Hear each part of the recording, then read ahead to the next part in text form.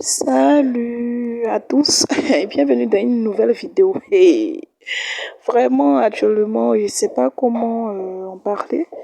C'est vrai que je commence cette vidéo là avec joie, mais malheureusement, elle va se terminer avec tristesse. Ça, c'est pour un cas de féminicide. Féminicide, si on veut parler des violences faites aux femmes, pas les violences faites aux hommes. C'est vrai qu'on parle des violences faites aux femmes, même si les hommes aussi en subissent. Mais aujourd'hui, vraiment, quand on va finir de vous raconter l'histoire, vous-même, vous serez abasourdi. Vous-même, vous allez dire, mais attends, mais dans quel monde vivions-nous? Voilà, vivons-nous, mais vivions-nous, mais c'est tout comme ça. Donc, on va commencer l'histoire. On était là un jour. On était là et tout d'un coup, une dame qui vit, je crois bien, avec ses 3 ou 4 enfants. Et bon, elle avait quelques enfants. Elle a décidé de se mettre en relation avec un homme. Et cet homme-là, il a commencé à pratiquer de la violence verbale envers elle, après de la violence physique. Elle n'a pas parlé de ça aux parents. Jusqu'à la violence physique, le monsieur ne se contrôlait plus. À chaque fois, il disait qu'il allait recommencer. Et il s'excusait. Notons qu'elle était mère célibataire. Elle a eu un enfant avec le monsieur. Donc, au total, elle devait avoir 4 ou 3 enfants. Y compris l'enfant qu'elle a eu le monsieur. Donc, un jour, dans un excès de violence, le monsieur a pris un couteau et il a poignardé par derrière. C'est-à-dire, il a poignardé dans le dos. Oui. Pris le couteau et il a piqué dans le dos. Elle a été choquée, traumatisée. Elle est partie rejoindre les membres de sa famille parce qu'elle ne savait pas que leur fille vivait la violence. Voilà.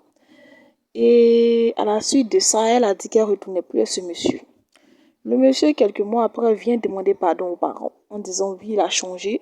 Et pour ses soins, tout ça, pour arrêter la violence et pour contrer ça, il a décidé de se remettre à la religion.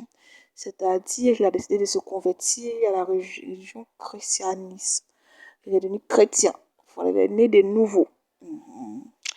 Il a convaincu les parents, même si la dame ne voulait pas, avec l'insistance des parents, elle a décidé de regagner son foyer. Et il a recommencé à lui porter main et à la menacer de l'égorger. Oui, de lui ôter la vie avec le couteau en lui tranchant la gorge. En faisant des menaces verbales. Elle a fui encore, elle dit que c'est bon, elle ne veut plus du monsieur. Donc elle a décidé de louer un appartement où elle vivait son enfant.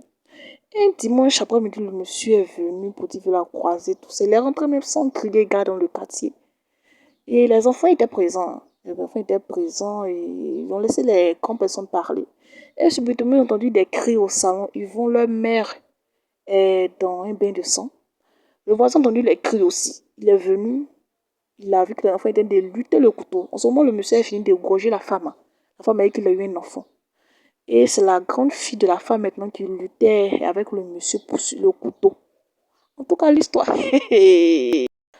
Donc, il a lutté. Il était en train de lutter le couteau. Il pensait qu'il voulait poignarder les enfants aussi de la dame. La dame était baignée dans son sang. Les enfants criaient, ils étaient traumatisés. Donc, il a piqué le plus petit. Donc la grande luttait le couteau pour ne pas qu'il blesse aussi le garçon. Voilà. Donc à la suite de ça, le voisin est venu séparer. Ils ont tiré le couteau dans la main du monsieur, ils ont immobilisé le monsieur. Et puis, ils ont appelé la police pour venir mettre le monsieur en prison. Ah, en tout cas, l'histoire là, c'était chaud. Donc à la suite de ça, tout le quartier est sorti. Les gens ont parlé de ça dans les journaux. En tout cas, c'était désastreux. Du jour au lendemain, les enfants sont devenus orphelins. Le dernier enfant a vu son papa égorger sa maman. En tout cas, c'est traumatisant. Donc, pour toutes les femmes, c'est une manière de dire, si vous subissez des violences, que ce soit les hommes qui subissent la violence ou bien la femme qui subit la violence, si vous voyez que ça ne vous arrange pas, pardonnez, sortez de là. Même si les gens vous disent de partir, sortez de là. Vous avez une seule vie.